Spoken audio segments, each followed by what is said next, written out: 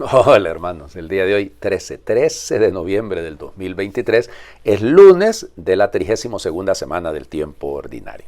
Esta semana va a ser bastante ordinaria, si lo quieren. No vamos a tener, podríamos celebrar a San Alberto Magno el miércoles, a Santa Isabel de Hungría que se celebrará el viernes, pero ya les digo, el resto no hay santos, no hay memorias obligatorias propiamente.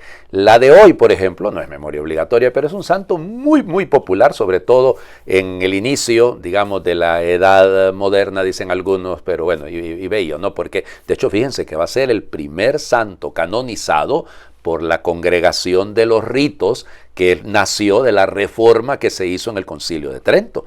Es muy importante por eso, muy importante, porque es el primero que lleva un proceso con toda la rigurosidad. Fíjense que se exigían 6 milagros en ese momento para probar que aquel fulano o aquella fulana debían ser considerados santos. Y el último milagro que se consideró en el caso de él es muy bonito. Se trata de San Diego de Alcalá. San Diego se llama la ciudad al sur de California, ¿no? Sí, ¿por qué? De ahí viene el nombre, porque los franciscanos fueron los que evangelizaron esa zona. Y San Diego es el patrono de los franciscanos legos, o sea, los franciscanos que no son sacerdotes, sino que solo son religiosos. Ok, vamos por partes. Hablemos un poquito de él. Hay algún conocimiento sobre él, sobre su niñez y su infancia, pues su niñez, su adolescencia, se sabe muy poquito. Pero lo que sí sabemos es que nace en un pueblito en Sevilla, alrededor del año 1400, se dice que el 14 de noviembre de 1400, y el pueblo se llamaba San Nicolás del Puerto, ahí en Sevilla.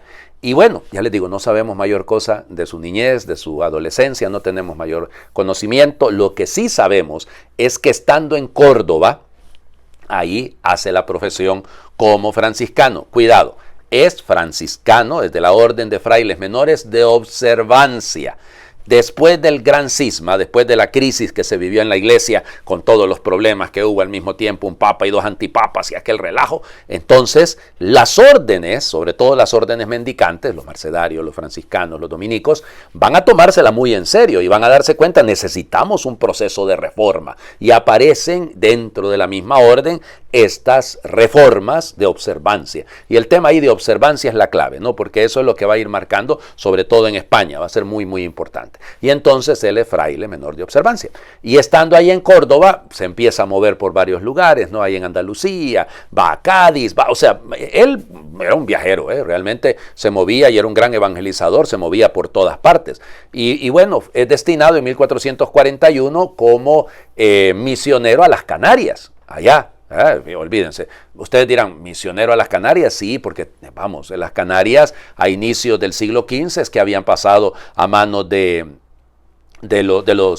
España, no propiamente, y entonces por eso, ¿no? Entonces va a la isla de Lanzarote, ahí estará en Arrecife, ¿no? Estará en ese convento, servirá a los hermanos. Miren, es que por eso siempre se le representa como con panes enfrente del hábito, ¿no? Porque era increíblemente generoso. Y ahí va a ocurrir una cosa extraordinaria. Resulta ser que cuando el convento de Fuerteventura se queda sin guardián, es decir, sin el que sería el superior, lo nombran a él, y eso no debía ocurrir, porque él es un hermano lego, no es sacerdote. Entonces, normalmente, en aquella época, no se elegía como guardián a uno que no fuera sacerdote, sino que no se podía elegir, pues, a un lego. Pero en ese caso sí, a él lo eligieron y lo pusieron como guardián, y ahí estuvo. Hasta que finalmente, pues, fue reclamado para que regresara a tierra firme, iba a decir España, pero vamos, las Canarias son España, pues, y regresa entonces a Sanlúcar de Barrameda.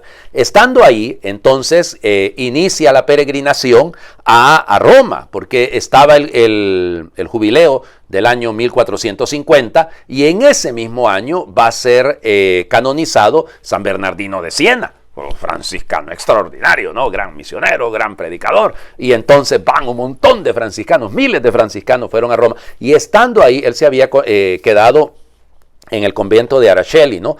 Y estando ahí, pues, se da la peste. Y él se pone a servir a los enfermos. Es una cosa verdaderamente bella, porque él servía a todo mundo. A él pusieron ahí en el conventito de él, pusieron una especie de hospital, llamémosle, y a él fue al que se le encomendó el manejo de aquel hospital. Regresa a España y se va a Alcalá de Henares. En Alcalá de Henares estará en el convento de Santa María de Jesús, y ahí pasará sus últimos años. Ya les digo, con un sentido misionero, un amor realmente bello por servir a los más pobres, a los menesterosos, realmente una cosa, muchísima gente lo llegaba a buscar para pedirle consejo, obispos, sacerdotes, o sea, ustedes no tienen idea, una cosa linda. Va a morir el 13 de noviembre de 1463, un día antes de su cumpleaños, no fue a cumplir ahí al cielo, a cumplir años al cielo. Ahora, la historia, como les digo, de su canonización es bella, muy bella. ¿Por qué? Porque uno de los milagros que se le, no solo eso, ¿no? Sino por uno de los milagros también, que se le atribuyó para el momento de la canonización, como les digo, fue el primero que salió de la congregación de los ritos, ya más rigurosa con el tema de las canonizaciones, es un milagro que propuso el propio rey Felipe II, oigan, que su hijo Carlos, estando en Alcalá de Henares, se cayó de una escalera y se golpeó la cabeza y quedó muy mal, y fueron, porque la tumba, bueno, eso está en una urna, San Diego está ahí en Alcalá de Henares, en la Catedral de Alcalá de Henares, siempre lo muestran el 13 de noviembre, ¿no? O sea que hoy deben estarle enseñando. Y, ¿cómo se llama? Entonces pidieron la intercesión de él. Y ya ven ustedes, se recuperó el príncipe Carlos, y de ahí vendrá entonces. Fue canonizado por el Papa Sixto V en julio de 1588. Pero ya les digo, pero el proceso lo había empezado precisamente el Papa Medici, el Pío IV, lo había iniciado. Bueno, vamos a las lecturas del día de hoy. La primera lectura, comenzamos a leer el libro de la sabiduría, nos va a acompañar algunos días. El libro de la sabiduría, bello, capítulo 1, versículos del 1 al 7. Amen la justicia, ustedes los que gobiernan la tierra, piensen bien del Señor y con sencillez de corazón búsquenlo. Él se deja hallar por los que no dudan de Él y se manifiesta a los que en Él confían. Los pensamientos perversos apartan de Dios y los insensatos que quieren poner a prueba el poder divino quedan en ridículo. La sabiduría no entra en un alma malvada, ni habita en un cuerpo sometido al pecado. El Santo Espíritu que nos educa y huye de la hipocresía se aleja de la insensatez y es rechazado por la injusticia. La sabiduría es un espíritu amigo de los hombres, pero no dejará sin castigo al que blasfema, porque Dios conoce lo más íntimo del alma. Observa atentamente el corazón y escucha cuanto dice la lengua. El Espíritu del Señor llena toda la tierra, le da consistencia al universo y sabe todo lo que el hombre dice. Palabra de Dios, te alabamos, Señor. El libro de la sabiduría. Yo les decía ayer, ¿se acuerdan? Porque como la primera lectura de ayer domingo era precisamente de la sabiduría. Y entonces yo les decía, hay que recordar que la sabiduría es el último libro escrito del Antiguo Testamento. Fue escrito en un ambiente helenista, fue escrito en griego. Por eso es que dicen, ya saben los hermanos separados, que no puede estar en el canon, que es deuterocanónico, es del segundo canon. Pues se equivocan porque es del primer canon. O sea, el canon griego, el canon alejandrino es anterior al canon palestino. O sea, hay que leer historia, por Dios. Así de sencillo. No hay que andarse con tanta vuelta. El canon que utilizaron los apóstoles era el canon alejandrino, no el palestino. Ya, es muy posterior. Entonces, por eso les digo. Entonces, el libro de la sabiduría es el último de los libros escritos del Antiguo Testamento. En un ambiente helenista, se supone que de hecho escrito en Alejandría por judíos, lógico, son judíos, no son judíos de la diáspora.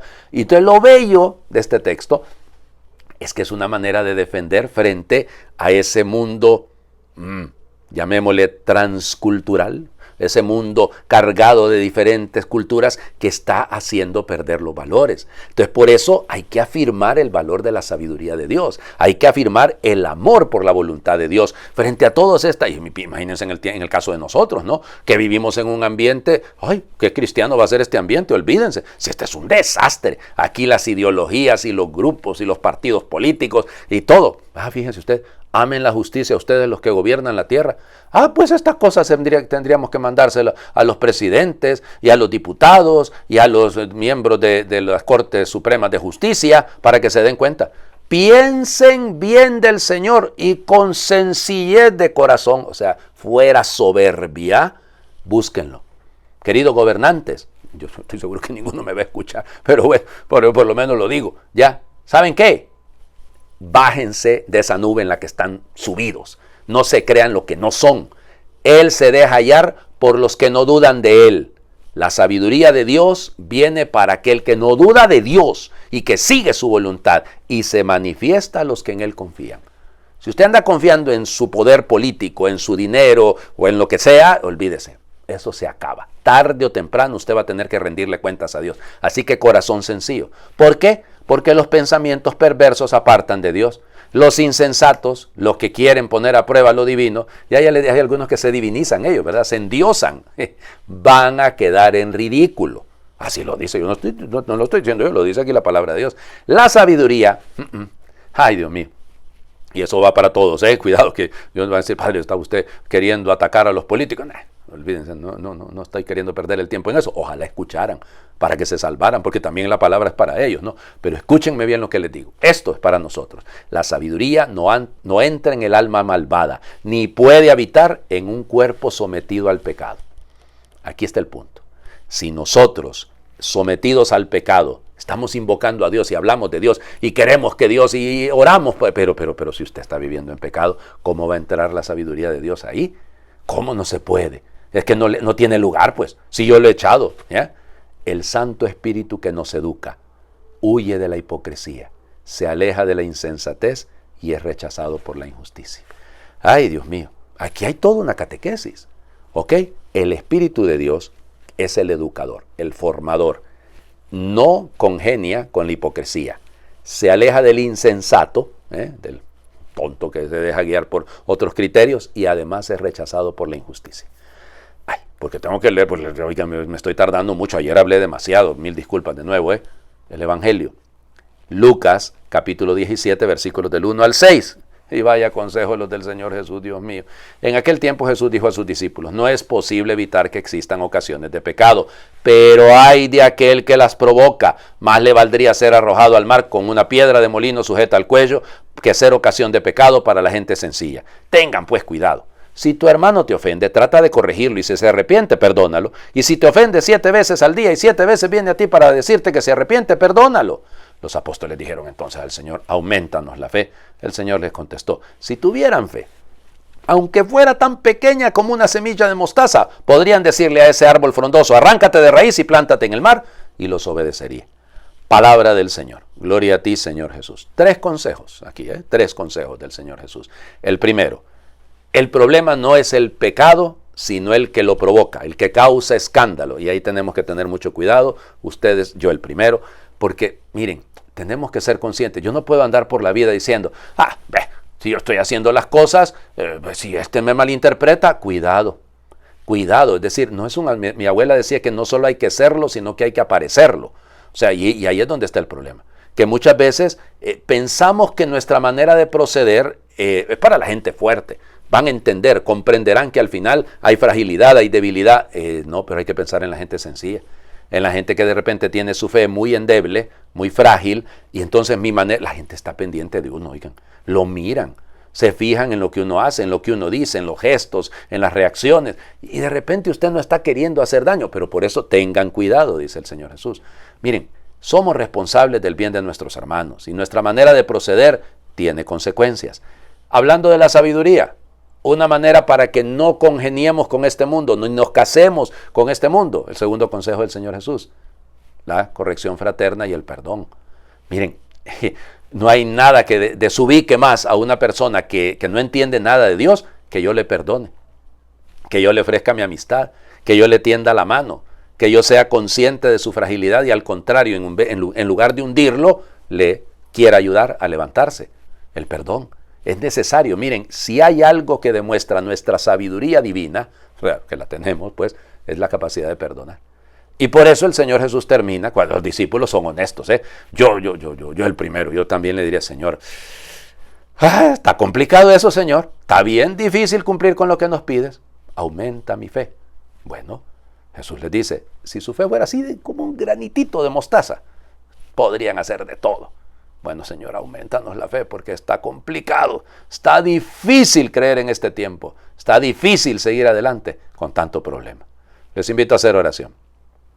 Te he encontrado en muchos sitios, Señor, he escuchado el latido de tu corazón en la tranquilidad perfecta de los campos, en el sagrario de una catedral vacía, en la unidad de mente y corazón de una asamblea de personas que te quieren.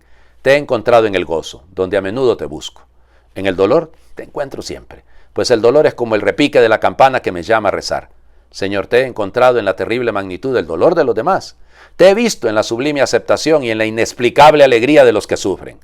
En cambio, no he logrado encontrarte en mis pequeños males, en mis estúpidos disgustos, en contratiempos insignificantes, en mi cansancio. He dejado pasar inútilmente tu amor, tu entrega y la vitalidad gozosa de tu Pascua, que queda sofocada por pensar en mí más que en ti. Señor, yo creo, pero aumenta mi fe. Amén. Señor esté con ustedes y les bendiga a Dios por intercesión de San Diego de Alcalá, el que es Padre, Hijo y Espíritu Santo, y su bendición descienda, les acompañe siempre. Feliz lunes para todos.